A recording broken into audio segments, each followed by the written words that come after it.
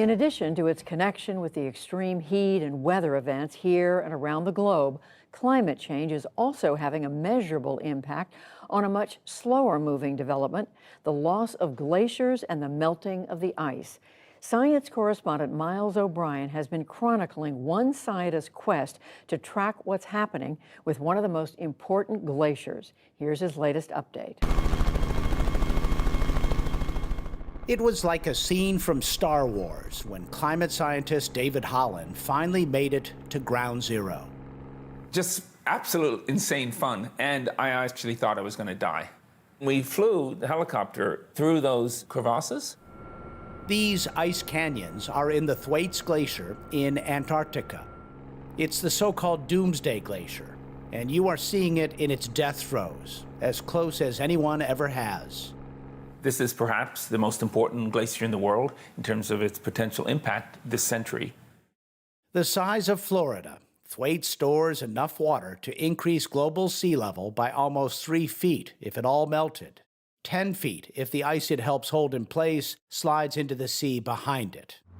And here the ice is melting at a stunning rate, 100 meters, more than 300 feet a year. How long can it last? That's an excellent question. That's really the one we're pushing for, is we want to have, if you will, an ice forecast. Without an ice forecast, which we currently don't have, we have really no insight into our future. Holland is a professor at New York University. There, we watch some scenes from his epic voyage. Year after year, he risks his life here and in the Arctic in pursuit of elusive data. For starters, he wants to know the water temperature below these cracks. But the probe holding the instruments isn't breaking through.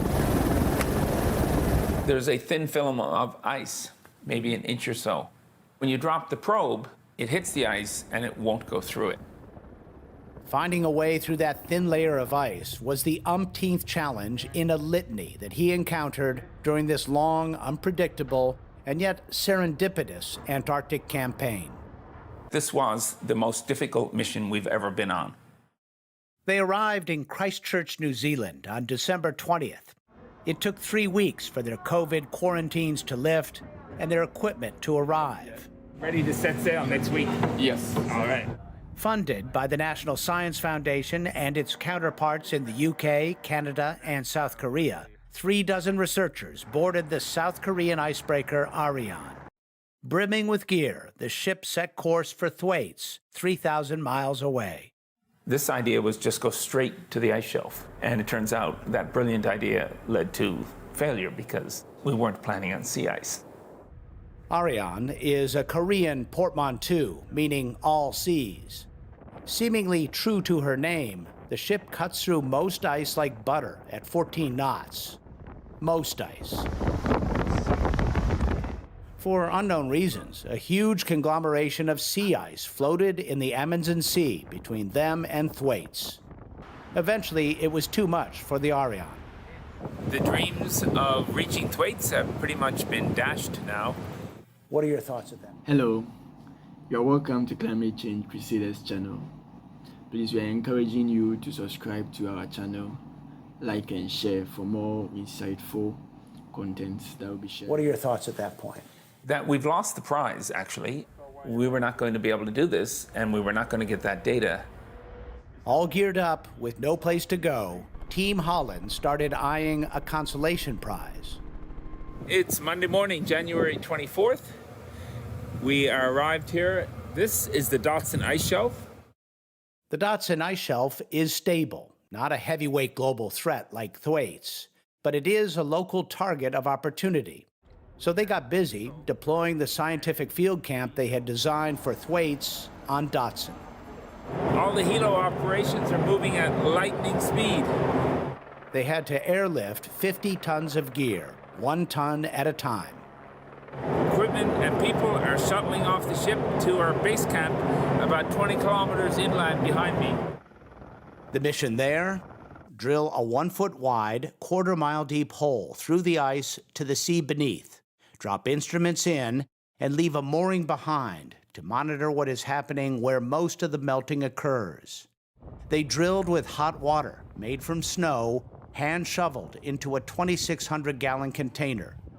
As they set up the gear and started drilling, Holland scrambled to make his complex mooring work. The pressure was on. So the guys think they'll be through in about 6 hours, and after that we're kind of ready for the mooring, but the mooring's not really ready for them. Up until this point, the weather had been benign by Antarctic standards, clear and cold.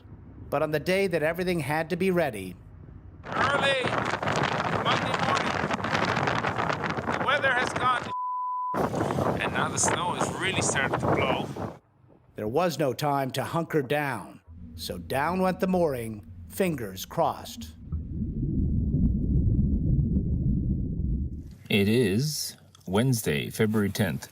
The mooring was installed and frozen in about a day and a half ago.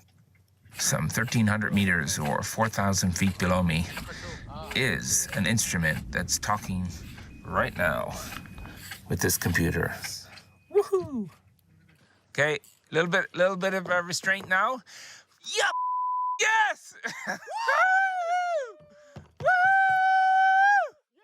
There was a lot of screaming and hoo-ha. Even though it was the middle of a blizzard, it was like, this works. It was still the sense that we didn't achieve what we wanted. He wanted those instruments beneath Thwaites, at the place where the glacier meets the land. There, warm seawater interacts with cooler melted fresh water from the glacier, an area called the boundary layer. It creates turbulence. So it's that turbulence at the boundary layer that is how warm water from the ocean gets to the ice. It has to go through this boundary layer, but we don't understand the turbulence in it, so we want to capture it and see it. And as the ice fractures and melts, the water flow gets even more complicated.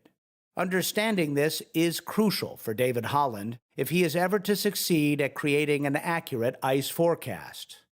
But for now, any crumb of data helps, which brings us back to where we began. With time and fuel just enough for a few extended flights, Holland and his team flew to the open wound at Thwaites. And after the probes brimming with instruments refused to penetrate the ice, they filled a few with shackles from the ship. We called it a Shackleton bomb. And this incredibly heavy piece of metal, you throw that out the door first, and it creates a hole, and then you throw the real probe afterward.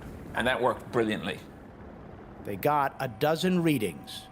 It's the first ever data from Western Thwaites, which again I think is the most important glacier to study. What we saw is data that the warmest water anywhere in Antarctica is under Thwaites. Almost 4 degrees centigrade above freezing, so 8 degrees Fahrenheit, which, if you think about it, is crazy warm for water near ice. That's 40 degrees Fahrenheit. You don't have to be a climate scientist to understand how serious that number is. It appears the ice forecast that David Holland is so determined to create won't predict if, but rather when. Until then, the world will have to wait and wonder how long the glaciers can teeter on this precipice. For the PBS NewsHour, I'm Miles O'Brien.